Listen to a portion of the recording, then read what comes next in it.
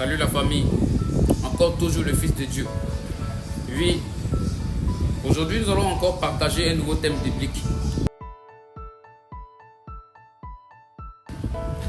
Les trois bandits et le choix devant Jésus-Christ.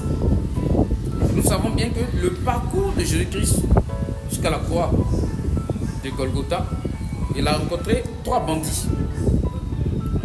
Barabbas en premier lieu, pendant qu'il était dans le jugement de Pilate, et étant à la montagne de Golgotha, le bandit à droite et le bandit à gauche.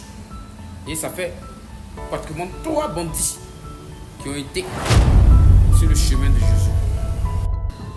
Oui, trois vies, trois choix, trois personnes différentes devant le même Sauveur. Et il faut dire que ces différents bandits représentent aujourd'hui, dans le monde actif dans lequel nous sommes, les types de personnes que nous sommes. Oui. Ils représentent les types de mentalités que nous avons. Oui, envers notre Sauveur. Et leur histoire nous montre que le salut dépend d'un seul choix. Celui que tu fais devant Jésus. Le premier bandit sauvé sans le mériter. Dans Luc 23, du verset 18 au verset 43. Barabbas, condamné à mort. Il rencontre Jésus-Christ. Et ce jour-là, Barabbas est libéré et Jésus était condamné. Barabbas a été sauvé et Jésus a pris sa place. Barabbas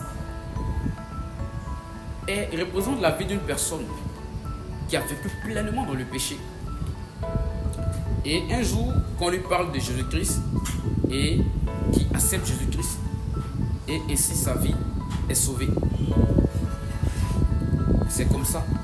Barabbas représente la vie de cette personne.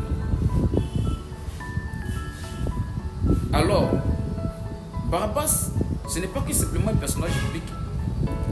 Barabbas, c'est moi, c'est toi, c'est nous, qui avons vécu dans le péché et un jour avons accepté le Seigneur Jésus-Christ. Et si, par son sacrifice d'expiation, nous sommes sauvés.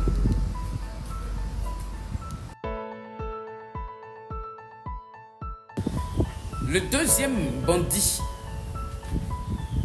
sauvé à la dernière minute, le bandit à droite de Jésus, il a vécu sa vie tout étant loin de Dieu, sans connaître Jésus-Christ. Mais à la dernière minute de sa vie, à la dernière seconde de sa vie, il a dit à Jésus: Père, souviens-toi de moi. Et Jésus lui a dit: ce soir même, tu seras avec moi dans mon paradis. Ce bandit représente la vie d'une personne qui n'a jamais connu Jésus. Oui.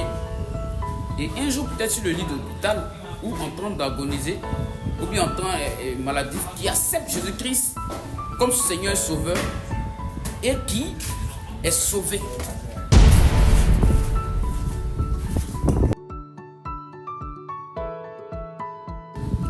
Le bandit à gauche refuse le salut. Oui, à gauche de Jésus à la croix, il y avait un bandit.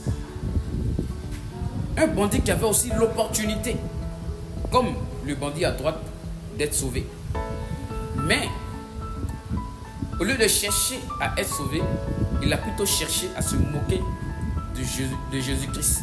Il a plutôt cherché à se moquer du Sauveur, en lui disant: si tu es Dieu, sauve-toi toi-même et sauve-nous. Déjà, il est en train de se moquer en disant que Dieu n'est pas capable de se sauver lui-même. Et ainsi, il a perdu le salut. Oui. Et le bandit à gauche représente ceux qui rejettent le Seigneur Jésus-Christ malgré l'occasion du salut.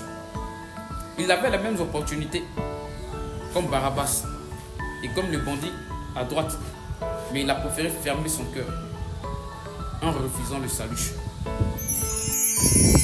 En conclusion, on a Barabbas, sauvé par la grâce.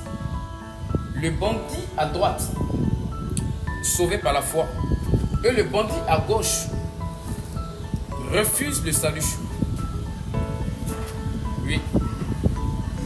Aujourd'hui encore, le Seigneur Jésus-Christ nous donne encore ce choix et cette grâce de le choisir. Il est encore là à te tendre la main. Quel est ton choix? Quel est ton choix?